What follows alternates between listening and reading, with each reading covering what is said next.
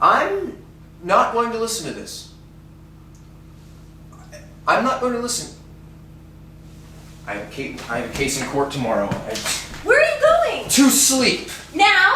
How can you sleep now? I'm going to close my eyes and count knishes. Good night. You can't sleep now. We're in the middle of a fight. You have a fight. When you're through, turn off the lights. Oh, that gets me insane. You can even control your emotions. Look, I'm just as upset as you are. But when I get hungry, I eat. When I get tired, I sleep. You eat and sleep too. Don't deny it. I've seen you do it. Not in the middle of a crisis! What crisis? We're just yelling a little. You don't consider this a crisis. Our whole marriage hangs in the balance. It does? When did that happen? Just now. It's suddenly very clear that you and I have absolutely nothing in common. Oh, why? Because I won't walk barefoot in the park in the winter? You haven't got a case, Corey. Adultery? Yes. Cold feet? No. Don't simplify this. I'm angry. Can't you see that?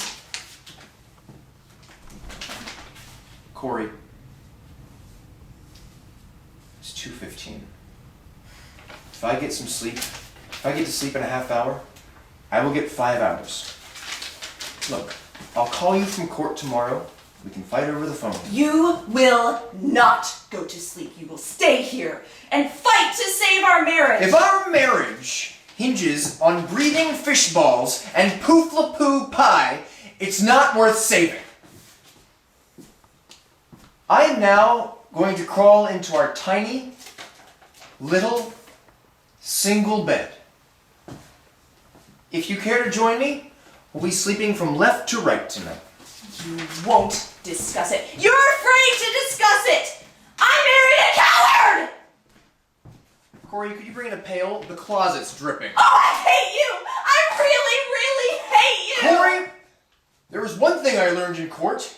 Be careful when you're tired and angry. You might say something that you will soon regret. I am now tired and angry. And a coward. And I will now say something I will soon regret. Oh. Okay, Corey. Maybe you're right. You know, maybe we have nothing in common. Maybe we rushed into the marriage a little too fast. Maybe love isn't enough. Maybe two people should have to take more than a blood test. Maybe they should be checked for common sense, understanding, and emotional maturity.